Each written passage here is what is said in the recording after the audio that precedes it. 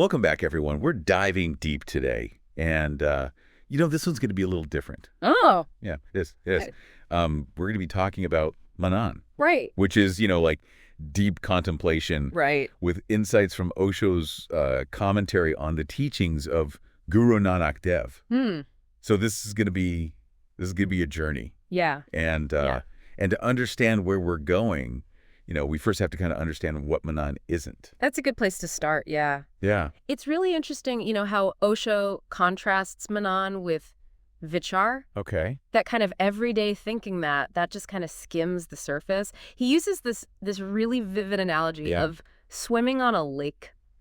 Like just kind of floating around. Right. Versus diving deep down. Okay, so vichar is like we're just right there on the surface. Okay. Our thoughts are just flitting around. It's like, what's for dinner? Yeah, yeah. Then suddenly, what's the meaning of life? Exactly. But we're not really engaging with either one. We're not really engaging with either one. With Manan, we're not just dipping our toes in, we're plunging into the depths of a single idea. Imagine holding onto a word like love or peace and really wrestling with its true essence. That's the power of Manan. So it's like going beyond the words. Beyond the words. It's more about like the experience. Experience. A feeling. The deeper understanding. A understanding that lies beneath. Yeah. Okay. And this leads us to a point Osho makes about the power of sound. All right. He uses the example of chanting Omkar. Okay. To illustrate the levels of depth we can reach with this. This is where I got really interested because he describes like 3 levels. Yes. And starting with the external chanting we do with our voices, right? Okay. And then there's the internal chanting, repeating the sound silently in our minds. In our minds. But then that third level. The third level. That's the one that really grabbed me. Pure listening. To the inner sound of Omkar. It exists beyond our mental chatter, almost like a primordial vibration. Osho even suggests that maybe babies, with their untainted joy, are actually attuned to this sound before the world's noises drown it out. Whoa. Think about that for a minute. Yeah. When was the last time you just felt that pure, untroubled joy? Maybe Manan helps us reconnect. Beautiful thought. Yeah. And as we move deeper into the concept of Manan, we're going to see how it cultivates Surat. Okay. Which is that inner awareness that allows us to experience this depth. I like it. Now, before we get to Surat, though, I'm curious, this whole journey leads to understanding our true nature, what's called dharam.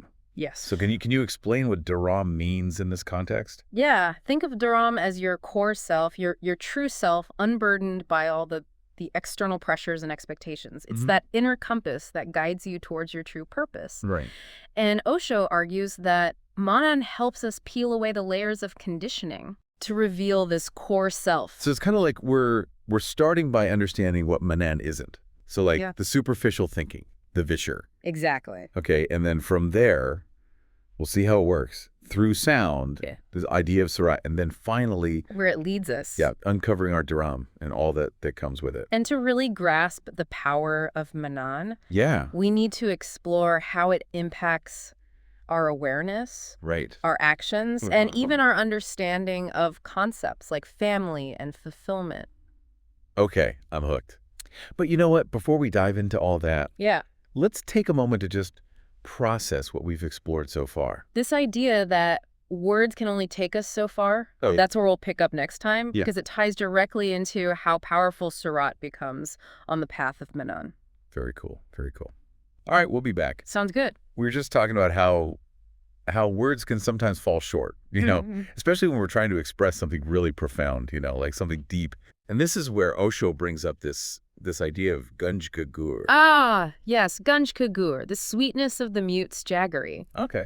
It's a saying that just so beautifully illustrates how some experiences just can't be put into words. Right. You can only truly understand them through that direct experience. It's like trying to explain the taste of chocolate to someone who's never had it. Exactly. Words can only go so far. Yeah, you have to actually taste it to get it. Right, you have to taste it. And this really ties into how Manan is about going beyond the intellect. Okay. Beyond the limitations of language to a deeper knowing that comes from direct experience. We think we're communicating clearly, but Osho uses this anecdote about the wealthy woman and the artist. Oh, yeah. To show how even the simplest things can get lost in translation. Absolutely. With the woman trying to match the color of the repaired vase Yeah. to the room's decor, it highlights how our perceptions and interpretations can vary wildly, even when we think we're on the same page. It's like everyone's looking at the same world. Through different colored glasses. Yeah, through these different lenses. So how do we bridge that gap? Right. Is it even possible to truly understand each other? Right. Or are we just, doomed to misunderstandings? Well, that's where the cultivation of surat becomes crucial. Remember the two-headed arrow metaphor? Yeah. Right. Being aware of the action, the act of the speech, and the speaker. Exactly. Like realizing that I'm not just the words I'm saying. Right. I'm also the one who's choosing to say them. Okay. So it's like this higher level of awareness. Higher level of awareness. Yeah. Okay, so instead of getting caught up in the words themselves, Yes. we can use them as stepping stones to a deeper understanding. to this deeper understanding. Okay, but how does that work? Like in practice? In practice. Yeah, how do we cultivate this surat? Well, Osho suggests that Manan itself is the key. Okay. By diving deep into ourselves, by observing our thoughts and feelings without judgment, we naturally start to develop a more direct and intuitive understanding of ourselves and the world around us. It's like we're cleaning the lens of our perception, allowing for a clearer, more accurate view of reality. And this is where it gets really relevant to you, the listener. Right. Think about how often we chase external things for happiness. Right. Always seeking something outside of ourselves. Yeah. Manan, on the other hand, points us towards the wellspring of contentment that already exists within. You mean like that sense of inner peace and fulfillment that doesn't depend on... That doesn't depend on external circumstances. Okay. That's a really powerful idea. It is, because it's like it challenges our very notion of what it means to be fulfilled. Osho says, Manan makes a person an emperor. It frees him from begging. And that's because true abundance isn't about accumulating possessions or achieving external goals. Right. It's about recognizing the richness that already exists within us.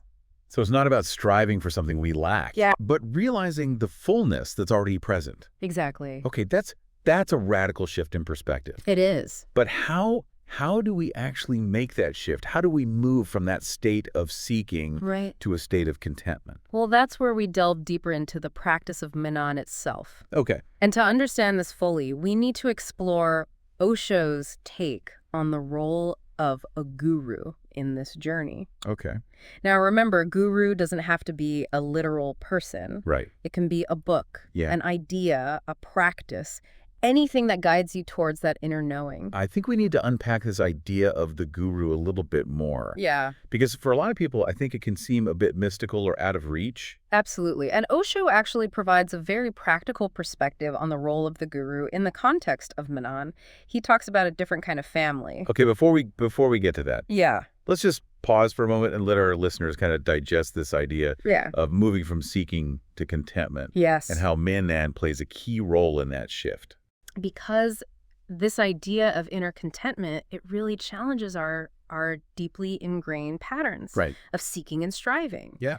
It's a fundamental shift that lies at the heart of what Manan is all about. Okay, so we were just talking about that shift, from seeking to contentment and how Manan helps us kind of get there. Right. But you mentioned a different kind of family. Yes. In the context of Manan and the role of the guru. What did you mean by that? Yeah, so Osho, he points out that, while our traditional families are bound by, blood ties, there's another type of family that is formed through shared understanding and love, the bond between a guru and disciple. So it's like finding your tribe, those people who get you exactly on a deeper level and support you on your journey. And what's crucial here is that this family isn't about fulfilling social obligations or expectations. Right. It's rooted in selfless love, a love that doesn't seek personal gain. That sounds incredibly rare and powerful. It is. But how does this relate back to Manan? Remember how we talked about Manan being like diving deep? Yeah. Well, sometimes those depths can feel dark and scary. Right. And that's where the guru steps in. Okay. Or that guiding force, whatever that may be for you. It's like having a seasoned diver by your side, someone who knows the waters. And can show you the ropes. Precisely. They can point out the hidden treasures. Right. They can warn you of potential dangers and encourage you to keep going when you feel like giving up. But isn't there a risk of becoming too dependent Yeah. on that guru? Like, what if we start relying on their insights Yeah, that's a great question. and developing our own? Yeah, and Osho addresses that directly. Okay. He emphasizes that a true guru Yeah. doesn't want blind followers, right? Right. They want you to become your own guide. So it's not about blindly accepting. Not about blindly accepting what the Yep. guru says. Right. It's about using their guidance to spark your own inner inquiry. So it's about engaging in a dialogue In a dialogue that challenges you to think critically that challenges you, and explore your own understanding. your own understanding. Remember that story of Guru Nanak pouring water westward to irrigate his fields miles away? Oh, that was a bold move. Yeah. That challenged everyone's assumptions about how things should be done. It's like he was saying, don't just blindly follow tradition. Exactly. Question everything and find your own truth. Find your own truth, and that's the kind of provocation a true guru offers. Mm-hmm. They push you to question your beliefs, Right. to step outside your comfort zone, and to ultimately discover the truth for yourself. So Manan isn't passive. It's not passive. It requires active engagement, Active engagement. a willingness to dive deep and confront our own limitations. Our own limit. So it's not just about absorbing knowledge, Right. but about applying it, Applying it. wrestling with it, Wrestling with it. and ultimately transforming ourselves through that process. Of that process, yeah. Now, you've been taking some amazing notes, I'm sure, throughout this whole deep dive. Oh, of course. If your life were a word, what would it be? And what would happen if you truly contemplated its deepest meaning? Wow, that's a powerful question. It really is. It really makes you realize that even the simplest words can hold so much depth and meaning if we just take the time to truly explore them. And that's the beauty of Manan. The beauty of Manan. It invites us to look beyond the surface, to dive into the depths of our own being, and to discover the richness and complexity that lies within. Well said. So as we wrap up this deep dive into Manan, I want to encourage all of you out there to revisit the source material that we've explored Yes. and keep diving deeper. Keep diving deeper. Who knows what insights await you You never know. in the depths of your own being. Until next time, keep exploring, keep questioning, And keep diving deep. and keep diving deep. Please like, share and subscribe.